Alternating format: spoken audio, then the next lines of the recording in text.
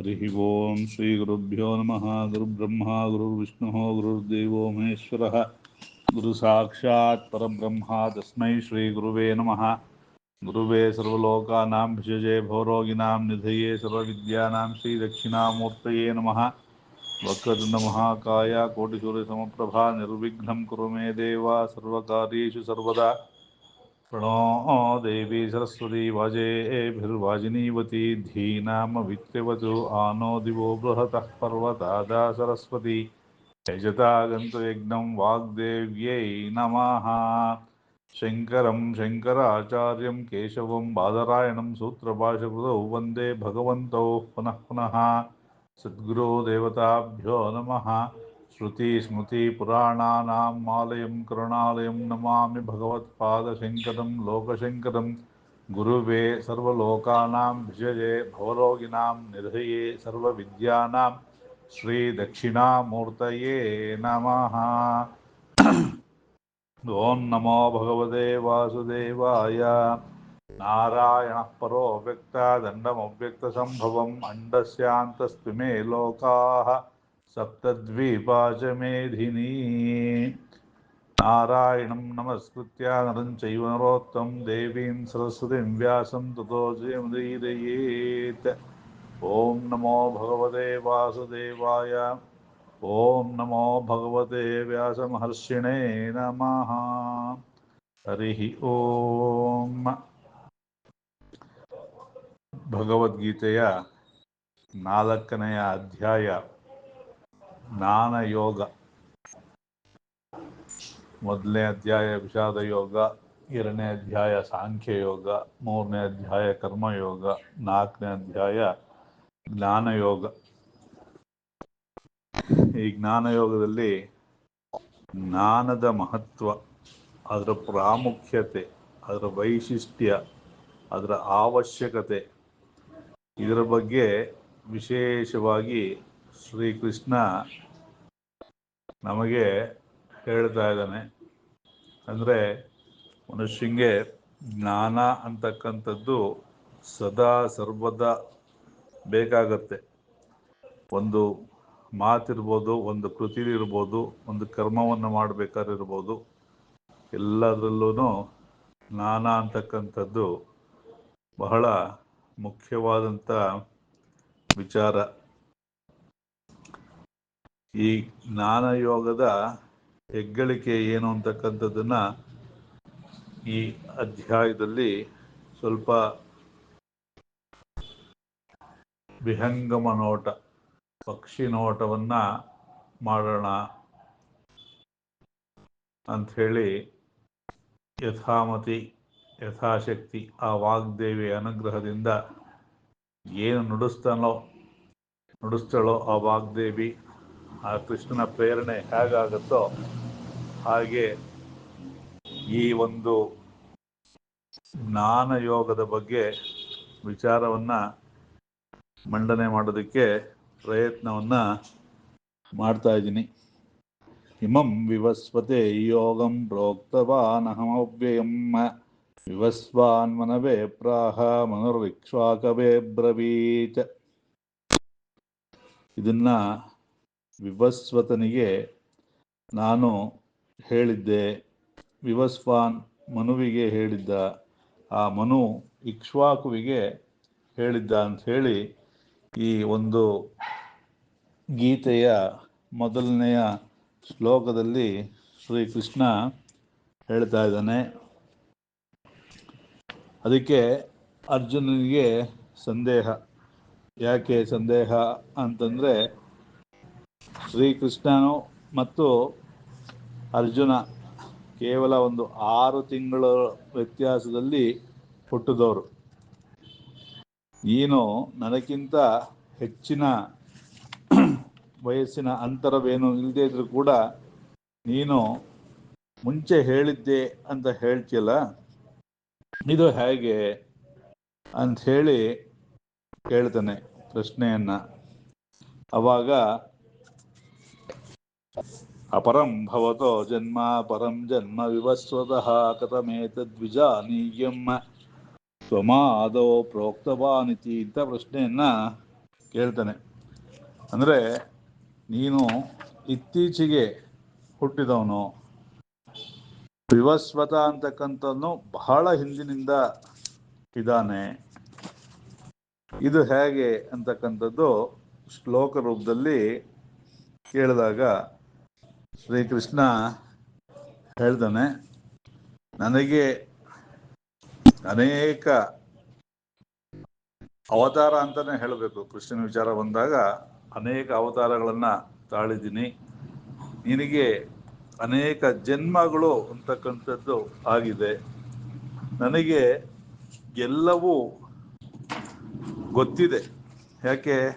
ಅವನು ಸರ್ವಜ್ಞ ಆಗಿರೋದ್ರಿಂದ, ಅವನಿಗೆ ಎಲ್ಲವೂ ತ್ರಿಕಾಲ ಜ್ಞಾನಿಯಾಗಿರೋದ್ರಿಂದ ಮತ್ತು ಸರ್ವಶಕ್ತನಾಗಿರೋದ್ರಿಂದ ಅವನು ಈ ಲೋಕದ ಆದಿ ಗುರು, ಅಥವಾ ಅವನು ಅನಾದಿ. ಪರಮಾತ್ಮ ಅಂತಕ್ಕಂಥವನು ಅನಾದಿ. ಅನಾದಿ ಅಂದ್ರೇನೋ? ಆದಿ ಮತ್ತು ಅಂತ್ಯ ಎರಡು ಇಲ್ಲದೆ ಇರತಕ್ಕಂಥವನು ಅನಾದಿ. ನಮಗೆ ಜನ್ಮ ಅಂತಕ್ಕಂಥದ್ದಿದೆ. ಜಾತಸ್ಯ ಮರಣಂ ಧ್ರುವಂ ಧ್ರುವಂ ಜನ್ಮ ಹಿ ಮೃತಸ್ಯ ಚ ಅಂತ ಹೇಳಿ ಹಿಂದಿನ ಅಧ್ಯಾಯದಲ್ಲಿ ಹೇಳಿದ್ದಾರೆ, 2ನೇ ಅಧ್ಯಾಯದಲ್ಲಿ ಹೇಳಿದ್ದಾನೆ ಅಲ್ವಾ? ಹಾಗಾಗಿ ನಮಗೆ ಹಿಂದಿನ ಜನ್ಮದ್ದೇನು, ಈ ಜನ್ಮದಲ್ಲೇ ಸ್ವಲ್ಪ ದಿವಸದ ಮುಂಚೆ ಆಗಿರೋ ವಿಚಾರಗಳು ಮರ್ತೋಗುತ್ತೆ, ಅಥವಾ ಸ್ವಲ್ಪ ದಿನಗಳ ಮುಂಚೆ ಓದಿದ ವಿಷಯಗಳೇ ಮರ್ತೋಗುತ್ತೆ. ಅದನ್ನು ಪುನಃ ಪುನಃ ಓದ್ತಾ ಇದ್ದರೆ ಮಾತ್ರ ಸ್ಮರಣೆಯಲ್ಲಿರುತ್ತೆ, ಇಲ್ಲಾಂದರೆ ಮರ್ತೇ ಹೋಗುತ್ತೆ. ಹಾಗಾಗಿ ನಮ್ಮದೆಲ್ಲ ಜನ್ಮ ಅವನದು ಅವತಾರ. ಹಾಗಾಗಿ ಅವನಿಗೆಲ್ಲವೂ ಜ್ಞಾಪಕದಲ್ಲಿ ಇದೆ. ಪರಿತ್ರಾಣಾಯ ಸಾಧೂನಾಂ ವಿನಾಶಾಯ ದುಷ್ಕೃತಾಂ ಧರ್ಮ ಸಂಸ್ಥಾಪನಾರ್ಥಾಯ ಸಂಭವಾಮಿ ಯುಗೇ ಯುಗೇ. ನಾನು ಪ್ರತಿ ಯುಗದಲ್ಲಿಯೂ ಸಹ ಯಾವಾಗ ಧರ್ಮದ ಒಂದು ಅವನತಿ ಆಗತ್ತೋ, ಕ್ಷೀಣ ಆಗತ್ತೋ, ಆವಾಗ ನಾನು ಸಂಭವಾಮಿ, ಅವತಾರವನ್ನು ತಾಳ್ತೇನೆ.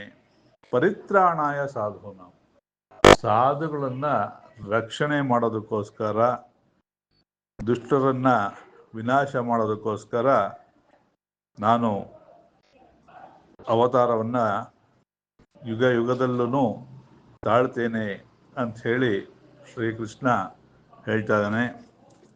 ಹಾಗೆಯೇ ಈ ಮೋಕ್ಷ ಅಂತಕ್ಕಂಥದ್ದು ಎಲ್ಲರಿಗೂ ಯಾಕೆ ಉಂಟಾಗಲ್ಲ? ಯಾಕೆ ಎಲ್ಲರಿಗೂ ಒಂದೇ ರೀತಿಯಾದ ಜ್ಞಾನ ಉಂಟಾಗಲ್ಲ ಅಂತ ಪ್ರಶ್ನೆ ಏನಾದ್ರು ಬಂದರೆ ನಮಗೆ, ಕಾಂಕ್ಷಂತ ಕರ್ಮಣಾಂ ಸಿದ್ಧಿಂ ಯಜಂತ ಇಹ ದೇವತಾಃ ಕ್ಷಿಪ್ರಂ ಹಿ ಮಾನುಷೇ ಲೋಕೆ ಸಿದ್ಧಿರ್ಭವತಿ ಕರ್ಮಜ.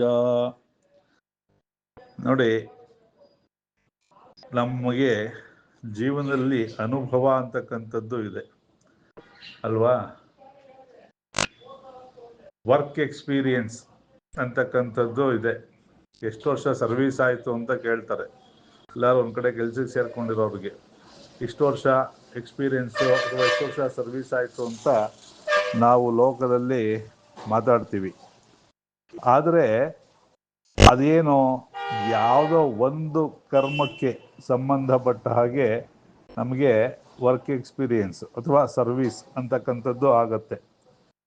ಒಂದು ವೃತ್ತಿನಲ್ಲಿ ಅಥವಾ ಒಂದು ಕೆಲಸದಲ್ಲಿ ನಮಗೆ ಎಕ್ಸ್ಪೀರಿಯೆನ್ಸ್ ಆಯಿತು ಅಂದರೆ ಆ ಒಂದು ಕೆಲಸದಲ್ಲಿ ನಾವು ನಿಷ್ಣಾತರಾಗಿರ್ತೀವಿ, ಅಥವಾ ಆಜ್ಞೆನೂ ಇದ್ದವರು ನೋಡಿದ್ದೀವಿ ಸಮಾಜದಲ್ಲಿ. ಆದರೆ ಈ ಜ್ಞಾನ ಅಂತಕ್ಕಂಥದ್ದು ಉಂಟಾಗೋದಿಲ್ಲ. ಜ್ಞಾನ ಅಂತಂದರೆ ಏನು ಅಂತಂದರೆ, ಈ ಜೀವನದಲ್ಲಿ ಎಲ್ಲವೂ ನಶ್ವರ ಅಂತಕ್ಕಂತಹ ಒಂದು ಜ್ಞಾನ ಉಂಟಾಯಿತು ಅಂತಂದರೆ, ಅಥವಾ ನನಗೆ ಆದಂತಹ ನೋವು ಬೇರೆಯವ್ರಿಗೂ ಆಗತ್ತೆ ಅಂತಕ್ಕಂತಹ ಜ್ಞಾನ ಉಂಟಾಯಿತು ಅಂತಂದರೆ ಇದು ನಿಜವಾದ ಜ್ಞಾನ. ಇದನ್ನು ಬಿಟ್ಟು ಬೇರೆ ಎಲ್ಲವೂ ಕೂಡ ಕೇವಲ ವ್ಯಾವಹಾರಿಕ ಜ್ಞಾನವೇ ಹೊರತು ಸರಿಯಾದಂತಹ ಜ್ಞಾನ ಅಂತ ಹೇಳೋದಕ್ಕೆ ಬರೋದಿಲ್ಲ. ಆಯಿತು, ಒಂದು ಕೆಲಸ ಮಾಡಬೇಕು ಅಂತಂದ್ರೂ ಅದಕ್ಕೆ ಬೇಕಾದಂತಹ ಜ್ಞಾನ ಇರಬೇಕು, ನಿಜ. ಆದರೆ ನಾವೆಲ್ಲ ಏನಾಗಿದ್ದೀವಿ ಅಂತಂದರೆ, ಲೌಕಿಕವಾಗಿ ತಾತ್ಕಾಲಿಕವಾಗಿ ಪಡ್ಕೊಳ್ಳೋಕ್ಕೆ ಬೇಕಾದಂತಹ ಜ್ಞಾನವನ್ನೇ ಜ್ಞಾನ ಅಂತ ಅಂದ್ಕೊಂಬಿಟ್ಟಿದ್ದೀವಿ. ಅಂದ್ಕೊಳ್ಳೋದು ಬೇರೆ, ವಾಸ್ತವ ಬೇರೆ ಅಲ್ವಾ? ಅದನ್ನೇ ಇಲ್ಲಿ ಶ್ರೀಕೃಷ್ಣ ಹೇಳ್ತಾ ಇದ್ದಾನೆ, ಕಾಂಕ್ಷಂತ ಕರ್ಮಾಣಾಂ ಸಿದ್ಧಿಂ ಯಜಂತ ಇಹ ದೇವತಾ. ನಮಗೆ ಯಾವುದೋ ಒಂದು ದೇವತಾ ಪೂಜೆಯನ್ನು ಅಥವಾ ಇನ್ನೂ ಏನಾದರೂ ಯಂತ್ರ ಮಂತ್ರ ಇತ್ಯಾದಿಗಳನ್ನು ಮಾಡಿದಾಗ ಅದಕ್ಕೆ ಪರಿಹಾರ ಅಂತಕ್ಕಂಥದ್ದು ಕೂಡ ಸಿಗತ್ತೆ. ಅದು ಶಾಸ್ತ್ರವಿಹಿತವಾಗಿರ್ತಕ್ಕಂಥದ್ದೇ. ನಮಗಿರ್ತಕ್ಕಂತಹ ದೋಷ ಪರಿಹಾರಕ್ಕೆ ಶಾಸ್ತ್ರ ಕೂಡ ಹೇಳಿದೆ. ಯಂತ್ರ ಮಂತ್ರ ಜಪ ಯಜ್ಞ ತೀರ್ಥ ಅಥವಾ ಗುರುವಿನ ಆಶೀರ್ವಾದ ಕೃಪೆ, ಇವು ನಮ್ಮ ದೋಷಗಳನ್ನು ಕಡಿಮೆ ಮಾಡುತ್ತೆ ಅಂತ ಶಾಸ್ತ್ರವಿಹಿತವಾಗೇ ಇದೆ, ತಪ್ಪೇನೂ ಇಲ್ಲ. ಆದರೆ ನಮಗೆ ಸರಿಯಾದಂತಹ ಶಾಂತಿ ಅಂತಕ್ಕಂಥದ್ದು ಉಂಟಾಗಬೇಕು ಅಂತಂದರೆ ಸರಿಯಾದ ಜ್ಞಾನ ಅಥವಾ ಈ ಮೋಹ ದುಃಖ ಇವೆರಡೂ ಹೋಯಿತು ಅಂತಂದರೆ ಅಂಥವನಿಗೆ ನಿಜವಾದ ಜ್ಞಾನ ಇದೆ ಅಂತ ಹೇಳಿ ಅವರಿಗೆ ಹೇಳ್ಬೋದು, ಅವರನ್ನು ಜ್ಞಾನಿ ಅಂತ ಹೇಳ್ಬೋದು. ಅದಕ್ಕೇ ಎಲ್ಲರಿಗಿಂತ ಹೆಚ್ಚಿನ ಗೌರವ ಕೊಡೋದು ಯಾರಿಗೆ ಅಂದರೆ ಸನ್ಯಾಸಿಗಳಿಗೆ. ಯಾತಕ್ಕೆ ಸನ್ಯಾಸಿಗಳಿಗೆ ಗೌರವ ಕೊಡ್ತಾರೆ ಅಂದರೆ, ಅವರು ಶೋಕ ಮೋಹಗಳನ್ನು ಬಿಟ್ಟು ಆ ಸ್ಥಾನಕ್ಕೆ ಹೋಗಿರ್ತಾರೆ ಅಂತ ಹೇಳಿ. ಗುರುವಿಗೆ ಯಾಕೆ ಗೌರವ ಕೊಡ್ತೀವಿ ಅಂತಂದರೆ ಅವರಿಗೆ ಕೂಡ ಹೆಚ್ಚಿನ ಜ್ಞಾನ ಇದೆ ಅಂತ ಹೇಳಿ. ಹಾಗಾಗಿ ಎಂಥ ಒಬ್ಬ ಅಧಿಕಾರಿಯಾಗಿದ್ದರು, ಧನಾಢ್ಯನಾಗಿದ್ದರು, ಬಲಾಢ್ಯನಾಗಿದ್ದರು, ಗುಣಾಢ್ಯನಾಗಿದ್ದರು, ಎಲ್ಲದಕ್ಕಿಂತ ಹೆಚ್ಚಿಗೆ ಗೌರವ ಕೊಡೋದು ಯಾರಿಗೆ? ಯಾರು ಸರ್ವಸಂಗ ಪರಿತ್ಯಾಗಿ ಆಗಿರ್ತಾನೋ ಅಂಥವ್ರಿಗೆ, ಮತ್ತು ಯಾರು ಜ್ಞಾನದಲ್ಲಿ ಹೆಚ್ಚಿನವರಾಗಿರ್ತಾರೋ ಅಂಥವ್ರಿಗೆ. ಹಾಗಾಗಿ ಜ್ಞಾನ ಅಂತಕ್ಕಂಥದ್ದು ಎಲ್ಲದಕ್ಕಿಂತ ಹೆಚ್ಚಿನ ಗೌರವಕ್ಕೆ ಪಾತ್ರವಾಗಿರ್ತಕ್ಕಂಥದ್ದು. ಜೊತೆಗೆ ಈ ಕಾಂಕ್ಷದ ಕರ್ಮಾಣ ಅಂತ ಹೇಳ್ತಕ್ಕಂಥದ್ದು ನಮ್ಮ ಲೌಕಿಕ ಇಚ್ಛೆಗಳಿಗೆ ಆ ಭಗವಂತನ ಸ್ವರೂಪವೇ ಆಗಿರ್ತಕ್ಕಂತಹ ಬೇರೆ ಬೇರೆ ಅಂಶಗಳ ರೂಪದಲ್ಲಿ ನಾವು ಪೂಜೆಯನ್ನು ಮಾಡಿ ತಾತ್ಕಾಲಿಕವಾದಂತಹ ಫಲಗಳನ್ನು ಪಡ್ಕೊಳ್ಳೋದ್ರಿಂದ ಅವರವ್ರಿಗೆ ಅಂತಂಥ ಫಲವನ್ನೇ ಕೊಡ್ತೀನಿ ಅಂಥೇಳಿ ಶ್ರೀಕೃಷ್ಣ ಗೀತೆಯಲ್ಲಿ ಹೇಳಿದ್ದಾನೆ. ಮತ್ತು ಇಲ್ಲಿ ನಮಗೆ ಜ್ಞಾನ ಅಂತಕ್ಕಂಥದ್ದು ಕೊರತೆ ಹೇಗಿದೆ ಅಂತ ಈ ಶ್ಲೋಕದಲ್ಲಿ ಹೇಳ್ತಾನೆ. ಕಿಂ ಕರ್ಮ ಕಿಮಕರ್ಮೇತಿ ಕವಯೋ ಅಪ್ಯತ್ರ ಮೋಹಿತಾಃ ತತ್ತೇ ಕರ್ಮ ಪ್ರವಕ್ಷ್ಯಾಮಿ ಯಜ್ಞಾತ್ವಾ ಮೋಕ್ಷಸೇ ಶುಭಾತ್ ಅಂದ. ಅಂದರೆ ಇಲ್ಲಿ ಕವಯೋ ಅಂತಂದರೆ ಜ್ಞಾನಿಗಳು ಅಂತ ಹೇಳಿ, ಬುದ್ಧಿವಂತರು, ಜ್ಞಾನಿಗಳು ಅಂತಕ್ಕಂಥದ್ದು. ಯಾವುದು ಕರ್ಮ ಯಾವುದು ಅಕರ್ಮ ಅಂತಕ್ಕಂಥದ್ದು ಅವ್ರಿಗೆ ಕೂಡ, ಯಾರು ಜ್ಞಾನಿಗಳಾಗಿದ್ದಾರೋ ಕೂಡ ಅವ್ರಿಗೆ ಕೂಡ ಮೋಹಿತರಾಗ್ತಾರಂತೆ. ಹಾಗಾಗಿ ಇರಬೇಕಾದ್ರೆ ನಮ್ಮಂಥ ಸಾಮಾನ್ಯರ ಪಾಡೇನು? ಹಾಗಾಗಿ ಜ್ಞಾನ ಅಂತಕ್ಕಂಥದ್ದು ಉಂಟಾಗಬೇಕಂದ್ರೆ ಸತತವಾದ ಪ್ರಯತ್ನ ಬೇಕು. ನಾವು ಈ ಒಂದು ಚಿಂತನಾ ಕ್ಲಾಸಲ್ಲಿ ಅಲ್ಲಿ ಅಟೆಂಡ್ ಆಗಿರೋಂಥ ನಮ್ಮ ನಮ್ಮ ಮಿತ್ರ ವರ್ಗವನ್ನು ಕೇಳಿದಾಗ ಇದು ಸಾಧ್ಯನಾ ಶೋಕ ಮೋಹಗಳನ್ನು ಕಡಿಮೆ ಮಾಡ್ಕೊಳ್ಳೋಕ್ಕೆ ಅಂದಾಗ ಎಲ್ಲರಲ್ಲೂ ಸಂದೇಹವೇ, ಸಾಧ್ಯವಾ ಅಂತ. ಅಂದರೆ ಯಾವುದೇ ಒಂದು ಪ್ರಯತ್ನವನ್ನು ಮಾಡ್ತಾ ಮಾಡ್ತಾ ಮಾಡ್ತಾ ನಾವು ಆ ಮಟ್ಟಕ್ಕೆ ಹೋಗೋಕ್ಕೆ ಖಂಡಿತ ಸಾಧ್ಯ ಇದೆ. ಅಸಾಧ್ಯ ಅಂತಕ್ಕಂಥದ್ದಿಲ್ಲ, ಸಾಧ್ಯತೆ ಇದೆ. ನಾವು ಎಷ್ಟೆಷ್ಟು ಕೃಷಿ ಮಾಡ್ತೀವೋ ಅಷ್ಟೆಷ್ಟು ಫಲ ಅಲ್ವಾ? ಈಗ ವ್ಯವಸಾಯ ಮಾಡಬೇಕಾದ್ರೂ ಕೂಡ ಅವನು ಮಣ್ಣು ಹದ ಮಾಡಬೇಕು, ಅದನ್ನು ಉಳಬೇಕು, ಬಿತ್ತನೆ ಮಾಡಬೇಕು, ಇತ್ಯಾದಿಯಾಗಿ ಅನೇಕ ಕಾರ್ಯಗಳು ಸರಿಯಾಗಿ ಮಾಡಿ ಅದಕ್ಕೆ ದೈವ ಸಹಾಯವು ಸಿಕ್ಕಾಗ ಮಾತ್ರ ಬೆಳೆ ಬರುತ್ತೆ. ಹಾಗೆಯೇ ನಮ್ಮ ಜೀವನದಲ್ಲೂ ಕೂಡ ನಾವು ಅದಕ್ಕೆ ಸರಿಯಾದಂತಹ ಪ್ರಯತ್ನ ಪಟ್ಟು ದೈವಾನುಗ್ರಹವೂ ಇದ್ದು ಆಯುಷ್ಯವೂ ಇದ್ದರೆ ನಾವು ಈ ಜನ್ಮದಲ್ಲೇ ಜ್ಞಾನವನ್ನು ಪಡ್ಕೊಳ್ಬೋದು.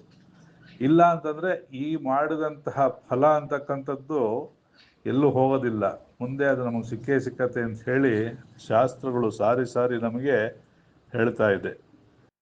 ಹಾಗಾಗಿ ನಾವು ಪ್ರಯತ್ನವನ್ನು ಸತತವಾಗಿ ಮಾಡಿ ಆ ಒಂದು ಹಂತಕ್ಕೆ ಹೋಗಬೇಕು ಅಂತಕ್ಕಂಥದ್ದು ನಮಗೆ ಗೊತ್ತಾಗತ್ತೆ ಈ ಒಂದು ಅಧ್ಯಾಯಗಳಲ್ಲಿ. ಕಿಂ ಕರ್ಮ ಕಿಮಕರ್ಮೇತಿ ಕವಯ ಅದಾಯಿತು. ತ್ಯಕ್ತ್ವಾ ಕರ್ಮಫಲ ಸಂಗಮ ನಿತ್ಯತೃಪ್ತೋ ನಿರಾಶ್ರಯ ಕರ್ಮಣ್ಯ ಅಭಿಪ್ರವೃತ್ತೋಪಿ ನೈವ ಕಿಂಚಿತ್ ಕರೋತಿ ಸಹ. ತ್ಯಕ್ತ್ವಾ ಫಲ ಅಸಂಗಂ, ಫಲ ಜೊತೆಗೆ ನೀ ಸಂಘವನ್ನು ಇಟ್ಕೊಳ್ಳಿ. ಅಸಂಗನಾಗಿದ್ದಾಗ ಏನಾಗುತ್ತೆ, ನಿತ್ಯ ತೃಪ್ತಿ ಅಂತಕ್ಕಂಥದ್ದು ಉಂಟಾಗುತ್ತೆ. ಯಾವಾಗ ನಮಗೆ ಫಲಾಪೇಕ್ಷೆ ಅನ್ನೋದು ಇರುತ್ತೋ ಆವಾಗ ನಮಗೇನಾಗುತ್ತೆ, ತೃಪ್ತಿ ಅಂತಕ್ಕಂಥದ್ದು ಉಂಟಾಗಲ್ಲ. ಯಾಕೆ ಅಂತಂದರೆ ಈ ಮನುಷ್ಯನ ಜನ್ಮ ಅಂತಕ್ಕಂಥದ್ದು ಹಾಗೆ ಒಂದಾದ್ಮೇಲೆ ಒಂದು ಬಯಕೆಗಳು ಚಕ್ರ ಥರ ಸುತ್ತುತ್ತಾನೇ ಇರುತ್ತೆ. ನಾವು ಫಲವ ಅಪೇಕ್ಷೆಯನ್ನು ಬಿಟ್ಟು ಕೆಲಸವನ್ನು ಮಾಡಿದಾಗ ನಿರಾಶ್ರಯ, ಯಾವುದಕ್ಕೂ ಆಶ್ರಯವನ್ನು ಹೊಂದಬೇಕಾಗಿಲ್ಲ. ಯಾಕೆ, ನಾವೆಲ್ಲ ಯಾವುದೋ ಒಂದಕ್ಕೆ ಆಶ್ರಯವನ್ನು ಪಡ್ಕೊಂಡೇ ಇರ್ತೀವಿ.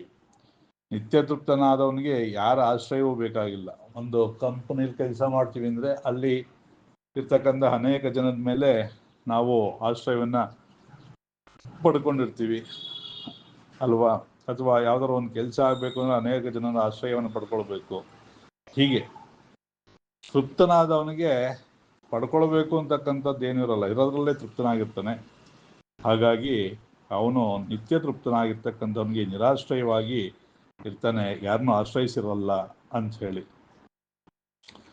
ಅವನು ಕರ್ಮವನ್ನು ಮಾಡ್ತಾ ಇದ್ರೂ ಕೂಡ ಅವನು ನಿಜವಾದಂತಹ ಕರ್ಮವನ್ನು ಮಾಡ್ತಿಲ್ಲ ಅಂತಲೇ ಹೇಳಬೇಕು. ಯಾಕೆ, ಅವನು ಕೇವಲ ಪ್ರಾರಬ್ಧದಿಂದ ಉಂಟಾದಂಥ ಕೆಲಸವನ್ನು ಮಾಡ್ತಾನೆ ಹೊರತು ಅವನಿಗೆ ಯಾವುದೇ ಫಲಾಪೇಕ್ಷೆ ಅಂತಕ್ಕಂಥದ್ದು ಇರೋದಿಲ್ಲವಾದ್ರಿಂದ ಅವನ ಅಕರ್ಮಿ ಅಂತಲೇ ಅವನಿಗೆ ಹೇಳ್ಬೋದು. ಯದೃಚ್ಛಾ ಲಾಭ ಸಂತುಷ್ಟೋ ದ್ವಂದ್ವಾತೀತೋ ವಿಮತ್ಸರ ಸಮಸಿದ್ಧವಸಿದ್ಧೌ ಚ ಕೃತ್ವಾಪಿ ನ ನಿಬಧ್ಯತೆ. ಯದೃಚ್ಛಾ ಲಾಭ, ನಮಗೆ ಏನು ಸಿಕ್ಕತ್ತೋ ಅದರಲ್ಲೇನೆ ಸಂತೋಷ ಪಟ್ಕೊಂಡು ದ್ವಂದ್ವ ಅತೀತ ವಿಮತ್ಸರ, ನಮಗೆ ದ್ವಂದ್ವಗಳನ್ನು ಮೀರಿದವರಾಗಿರಬೇಕು. ಮಾಡಬೇಕೋ ಬೇಡವೋ, ಸಿಗತ್ತೋ ಸಿಗಲ್ವೋ, ಮಾಡಬೇಕೋ ಮಾಡೋದು ಬೇಡವೋ ಅಂತಕ್ಕಂಥ ದ್ವಂದ್ವ, ಇದರಿಂದ ನಮಗೆ ಏನೋ ಫಲ ಸಿಗತ್ತೋ ಸಿಗಲ್ವೋ ಅನ್ನೋ ದ್ವಂದ್ವ, ಇದಾಗತ್ತೋ ಆಗಲ್ವೋ ಅಂತಕ್ಕಂಥ ದ್ವಂದ್ವ. ಈ ರೀತಿ ದ್ವಂದ್ವಗಳು ಅನೇಕ ನಮಗೆ. ಆ ದ್ವಂದ್ವಗಳನ್ನು ಬಿಟ್ಟು ಅತೀತನಾಗಿ, ದ್ವಂದ್ವಗಳನ್ನು ಮೀರಿದವನಾಗಿ ಮತ್ತು ವಿಮತ್ಸರನಾಗಿ, ನಮಗಿಂತ ಯಾರು ಚೆನ್ನಾಗಿದ್ದಾರೆ ಅಂದರೆ ನಮಗೆ ಮತ್ಸರ, ರೂಪದಲ್ಲಾಗಲಿ, ಧನದಲ್ಲಾಗಲಿ, ಬಲದಲ್ಲಾಗಲಿ, ಜ್ಞಾನದಲ್ಲಾಗಲಿ, ಯಾವುದರಲ್ಲೇ ಆದರೂ ಕೂಡ ನಮಗಿಂತ ಹೆಚ್ಚಿಗಾರಿಕೆ ಅವ್ರಿಗಿದೆ ಅಂತಂದರೆ ನಮಗೇನಾಗುತ್ತೆ, ಮತ್ಸರ ಅಂತಕ್ಕಂಥದ್ದು ಉಂಟಾಗತ್ತೆ. ಹಾಗಾಗಿ ಇಲ್ಲೇನು ಹೇಳ್ತಾ ಇದ್ದಾನೆ ಅಂದರೆ ವಿಮತ್ಸರ, ಮತ್ಸರವನ್ನು ಬಿಟ್ಟವರಾಗಿ ಇರಬೇಕು ಅಂತ ಹೇಳಿ. ಅನಸೂಯ ಅಂದರೆ ಅಸೂಯೆಯನ್ನು ಬಿಟ್ಟವಳು ಅನಸೂಯ. ಹೆಸರು ಅನಸೂಯ ಅಂತ ಇರುತ್ತೆ, ಬರೀ ಅಸೂಯೆನೇ ತುಂಬಿಕೊಂಡಿರುತ್ತೆ. ಸೌಮ್ಯ ಅಂತ ಹೆಸರಿರುತ್ತೆ, ಬರೀ ರೌದ್ರವೇ ತುಂಬಿಕೊಂಡಿರುತ್ತೆ. ಹಾಗೆ ಹೆಸರಿಗೆ ವಿರುದ್ಧವಾಗಿರೋದಲ್ಲ, ಮಾನಸಿಕವಾಗಿ ಕಾಯ ವಾಚ ಮನಸ ಅಂತ ಹೇಳ್ತಾರಲ್ಲ, ಹಾಗಾಗಿ ತ್ರಿಕರಣ ಪೂರ್ವಕವಾಗಿ ನಾವು ವಿಮತ್ಸರರಾಗಿ ದ್ವಂದ್ವ ಅತೀತರಾಗಿ ಇರಬೇಕು. ಅವಾಗ ಏನಾಗುತ್ತೆ, ಸಮಃ ಸಿದ್ಧ ವ ಅಸಿದ್ಧೌ ಚ ಕೃತ್ವ ಅಪಿ ನ ನಿಬದ್ಧತೆ. ಎರಡಕ್ಕೂ ಸಮನಾಗಿದ್ದಾಗ, ಲಾಭ ಅಲಾಭ ಮತ್ತು ಸಿದ್ಧ ಅಸಿದ್ಧ, ಸಿಕ್ಕಲಿ ಸಿಕ್ಕದೇ ಹೋಗಲಿ, ಅವಾಗ ಸಮನಾಗಿದ್ದಾಗ ಯಾವುದೇ ಒಂದಕ್ಕೂ ಅವನು ಕಟ್ಟು ಬೀಳೋದಿಲ್ಲ ಅಂಥೇಳಿ ಹೇಳ್ತಾ ಇದ್ದಾನೆ. ಬ್ರಹ್ಮಾರ್ಪಣಂ ಬ್ರಹ್ಮಹವಿಃ ಬ್ರಹ್ಮಾಗ್ನೌ ಬ್ರಹ್ಮಣಾಹುತಂ ಬ್ರಹ್ಮೈವ ತೇನ ಗಂತವ್ಯಂ ಬ್ರಹ್ಮಕರ್ಮ ಸಮಾಧಿನ. ಇಲ್ಲಿ ಮಾಡ್ತಕ್ಕಂಥದ್ದೆಲ್ಲವೂ ಬ್ರಹ್ಮನಿಗೆ ಅರ್ಪಣೆ. ಬ್ರಹ್ಮ ಹವಿಹಿ, ಆ ಹವಿಸ್ಸು ಅಂತಕ್ಕಂಥದ್ದು ಬ್ರಹ್ಮವೇ, ಅಗ್ನಿಯೂ ಬ್ರಹ್ಮವೇ, ಮತ್ತೆ ಹುತ, ನಾವು ಏನು ಹೋಮವನ್ನ ಮಾಡ್ತೀವಿ, ಹುತ ಆಗತ್ತೆ ಅಂದ್ರೆ ಅಗ್ನಿಯಲ್ಲಿ ದಗ್ಧವಾಗತ್ತೆ, ಅದೂ ಬ್ರಹ್ಮವೇ. ಎಲ್ಲವೂ ಬ್ರಹ್ಮವೇ. ಬ್ರಹ್ಮೈವ ತೇನ ಗಂತವ್ಯಂ ಬ್ರಹ್ಮಕರ್ಮ ಸಮಾಧಿನಃ. ಪುನಃ ಬ್ರಹ್ಮನ ಹತ್ರ ಹೋಗಿ ನಾವು ಪಡ್ಕೊಳ್ಬೇಕು ಅಂತಕ್ಕಂಥದ್ದು ಯಾವುದೂ ಇರೋದಿಲ್ಲ ಅಂತಕ್ಕಂಥದ್ದನ್ನ ಹೇಳ್ತಾ ಇದ್ದಾನೆ. ಇದರಲ್ಲಿ ಯಜ್ಞಗಳಲ್ಲಿ ಪ್ರಧಾನವಾಗಿ ಯಾವ್ಯಾವ ಯಜ್ಞಗಳಿದೆ ಅಂತ ಹೇಳಿ ನಮಗೆ ಹೇಳ್ತಾ ಇದ್ದಾನೆ. ದ್ರವ್ಯ ಯಜ್ಞ, ತಪೋ ಯಜ್ಞ, ಯೋಗ ಯಜ್ಞ, ಸದಾ ಪರೇ, ಸ್ವಾಧ್ಯಾಯ ಯಜ್ಞ, ಜ್ಞಾನ ಯಜ್ಞಾಶ್ಚ ಯತಯ ಸಂಶ್ರಿತ ವ್ರತಾಃ ಅಂದ. ದ್ರವ್ಯಗಳನ್ನ ಉಪಯೋಗಿಸಿ ಮಾಡ್ತಕ್ಕಂತಹ ಯಜ್ಞಗಳಿದೆ. ತಪಸ್ಸನ್ನೇ ಮಾಡ್ತಕ್ಕಂಥದ್ದು ಅದು ಒಂದು ಯಜ್ಞ ಅಂತ ಹೇಳ್ತಾ ಇದ್ದಾನೆ. ಯೋಗಾರೂಢನಾಗಿ ಅಂದರೆ ನಾವು ಆ ಒಂದು ಯೋಗ ಸ್ಥಿತಿಯಲ್ಲಿ, ಮಾನಸಿಕ ಸ್ಥಿತಿ ಎಲ್ಲಿ ಇರ್ತಕ್ಕಂಥದ್ದು ಅದು ಒಂದು ಯಜ್ಞ. ಮತ್ತು ಸ್ವಾಧ್ಯಾಯವೂ ಒಂದು ಯಜ್ಞ. ಅಂದರೆ ನಾವು ಕಲ್ತಿರ್ತಕ್ಕಂತಹ ಮಂತ್ರ ಜಪ, ನಾಮಜಪ ಯಾವುದೇ ಇರ್ಬೋದು, ಅದನ್ನ ಪುನಃ ಪುನಃ ಅಧ್ಯಯನ ಮಾಡ್ತಾ ಇರೋದು ಅದು ಸ್ವಾಧ್ಯಾಯ ಯಜ್ಞ.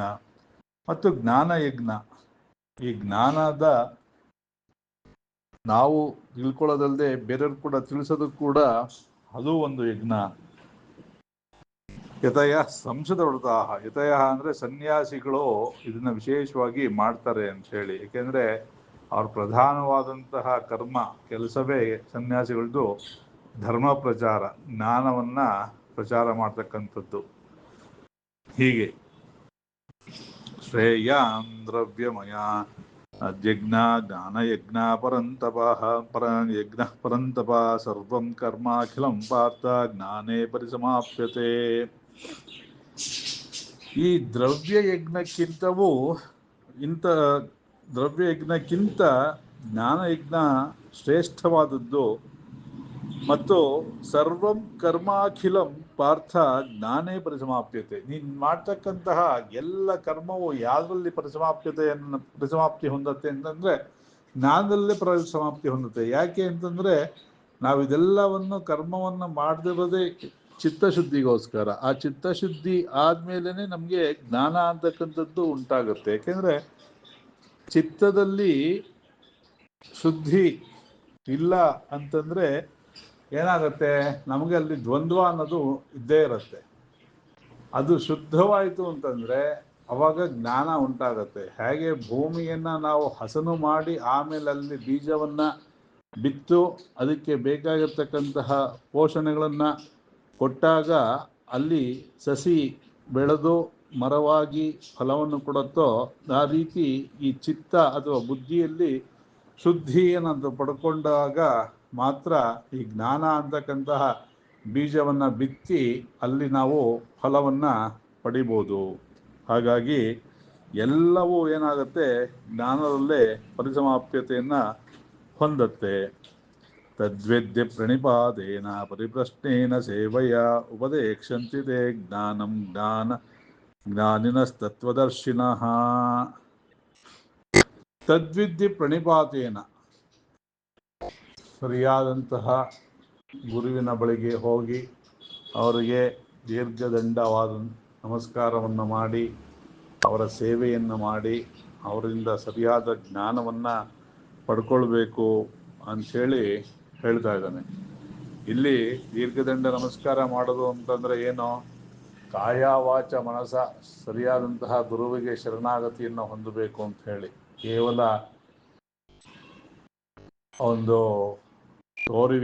ತೋರಿಕೆಗಾಗಲಿ ಅಥವಾ ಇನ್ನೇನಕ್ಕೋ ಆಗಲಿ ಅಲ್ಲ, ಅಲ್ಲಿ ಸರಿಯಾದಂತಹ ಗುರುವಿನ ಹತ್ರ ಹೋಗಿ ನಾವು ಅವರ ಸೇವೆಯನ್ನು ಮಾಡಿ ವಿನಯಪೂರ್ವಕವಾಗಿ ವಿಚಾರವನ್ನು ತಿಳ್ಕೊಳ್ಬೇಕು ಅಂಥೇಳಿ ಶ್ರೀಕೃಷ್ಣ ಹೇಳ್ತಾ ಇದ್ದಾನೆ.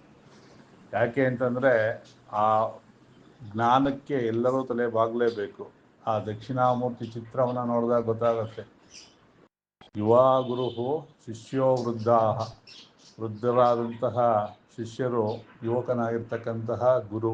ಹಾಗಾಗಿ ವಯಸ್ಸಿನ ಪ್ರಾಧಾನ್ಯತೆ ಇಲ್ಲ, ಅಲ್ಲಿ ಜ್ಞಾನಕ್ಕೆ ಪ್ರಾಧಾನ್ಯತೆ. ಎಲ್ಲಿ ಹೋದ್ರೂ ನಮ್ಮ ಒಂದು ಸನಾತನದಲ್ಲಿ ಆ ಜ್ಞಾನಕ್ಕೇ ಹೆಚ್ಚಿನ ಮಹತ್ವವನ್ನು, ಹೆಚ್ಚಿನ ಗೌರವವನ್ನು ಕೊಡ್ತಕ್ಕಂಥದ್ದು. ಹಾಗಾಗಿ ನಾವು ಸರಿಯಾದ ರೀತಿಯಲ್ಲಿ ಅವರಿಗೆ ನಮಸ್ಕಾರವನ್ನು ಮಾಡಿ ವಿನಯಪೂರ್ವಕವಾಗಿ ಪ್ರಶ್ನೆಯನ್ನು ಕೇಳಿ ಸೇವೆಯನ್ನು ಮಾಡಿ ಜ್ಞಾನವನ್ನು ಪಡ್ಕೊಳ್ಬೇಕು ಅಂಥೇಳಿ.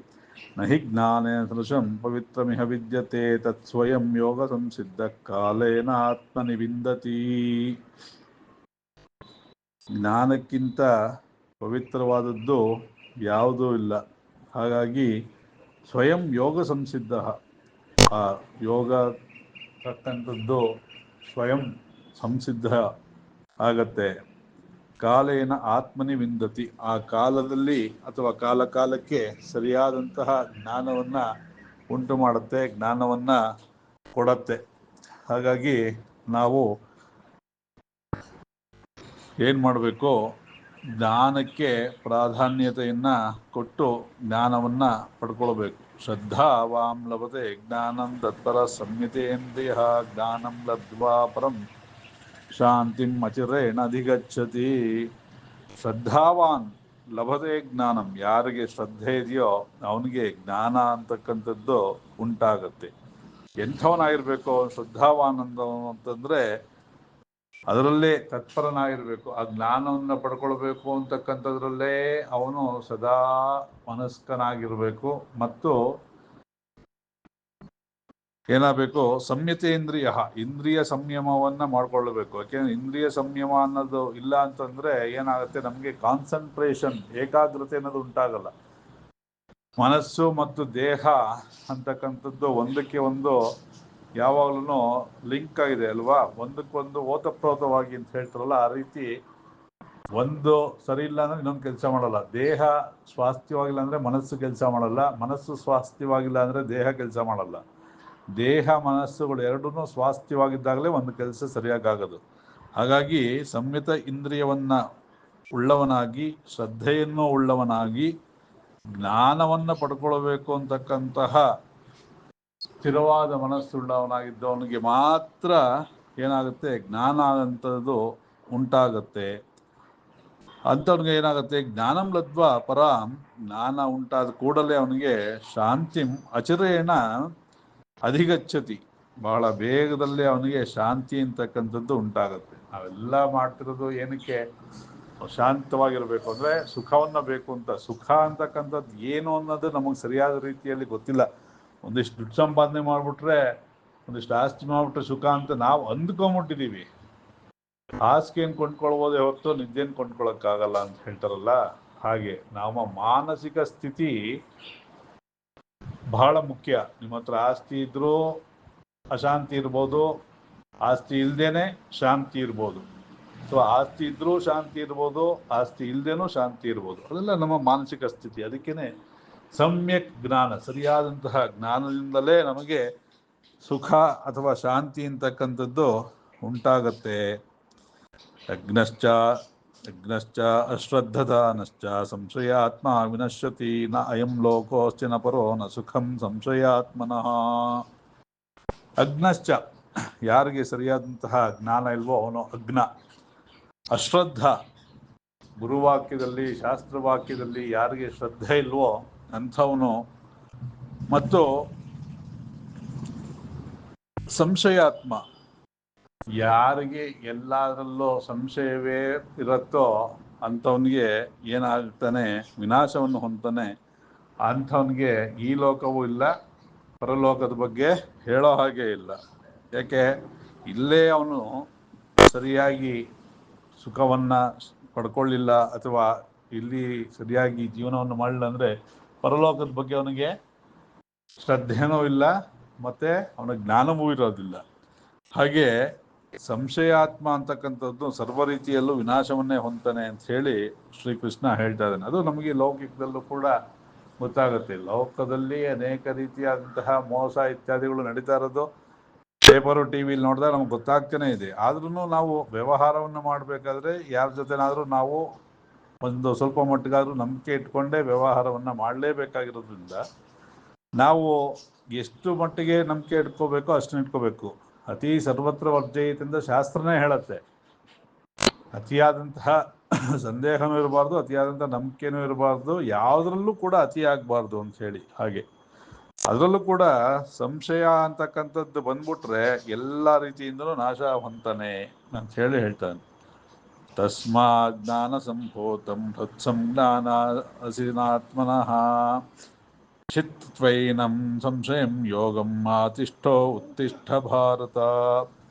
ಹಾಗಾಗಿ ನೀನು ಜ್ಞಾನವುಳ್ಳವನಾಗಿ, ಜ್ಞಾನವನ್ನು ಪಡೆದವನಾಗಿ, ಹೃತ್ಸಂ ನಿನ್ನ ಹೃದಯದಲ್ಲಿರ್ತಕ್ಕಂತಹ ಅಜ್ಞಾನವನ್ನ ಕತ್ತಿಯಿಂದ ಕತ್ತರಿಸಿ, ಸಂಶಯಗಳನ್ನು ಕತ್ತರಿಸಿ, ಯೋಗಂ ಆತಿಷ್ಠ ಯೋಗವನ್ನು ಉಳ್ಳವನಾಗಿ, ಅಂದರೆ ದೈಹಿಕವಾಗಿ ಮಾನಸಿಕವಾಗಿ ಸಿದ್ಧನಾಗಿ.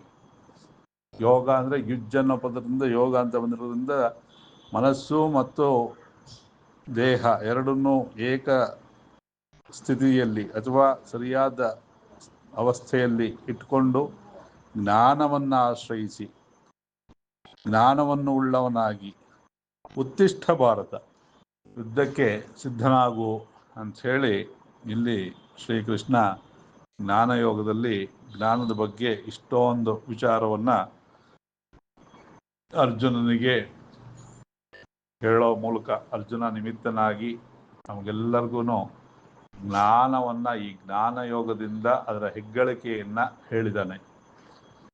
ಇಲ್ಲಿ ಒಂದು ಅನ್ನಿಸ್ತು, ಈ ಒಂದು ಸಾರಾಂಶ ಮಾಡಬೇಕಾದ್ರೆ, ಸಾಂಖ್ಯಯೋಗ 2ನೇ ಅಧ್ಯಾಯ, ಅದು ಸಾಂಖ್ಯ ಅಂದ್ರೂ ಜ್ಞಾನವೇ, ಜ್ಞಾನ ಅಂದ್ರೂ ಜ್ಞಾನವೇ.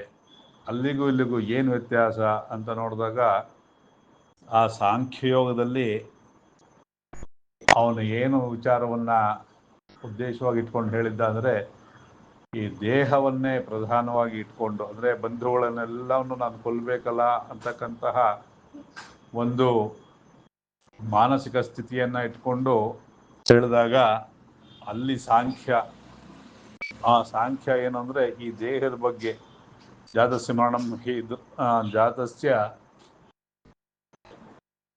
ಮರಣಂ ಧ್ರುವಂ ಮುಂತಾದವನ್ನೆಲ್ಲ ಹೇಳಿ, ಯಥಾವಾಸಾಂಸಿ ಜೀರ್ಣಾನಿ ಅಂತ ಹೇಳಿ, ಅಂದರೆ ಈ ದೇಹ ಅಂತಕ್ಕಂಥದ್ದು ಜೀರ್ಣವಾದಾಗ ಏನು ಮಾಡಲಿ ಬಿಡಲಿ, ಕಳಿಸೋಗತ್ತೆ, ಬಿದ್ದೋಗತ್ತೆ ಅಂತ ಇತ್ಯಾದಿಯಾಗಿ ಎಲ್ಲ ಹೇಳಿ, ಇವರ ಆಗ್ಲೇ ಮೃತರಾಗಿದ್ದಾರೆ, ಕೇವಲ ನೀನು ನಿಮಿತ್ತನಾಗಿದ್ದೀಯಾ ಅಂತ ಹೇಳಿ, ಮತ್ತು ಕರ್ಮ ಯೋಗದಲ್ಲಿ ನಿನ್ನ ಕರ್ಮವನ್ನೇ ಪ್ರಧಾನವಾಗಿ ಮಾಡಬೇಕೆಲ್ಲರೂ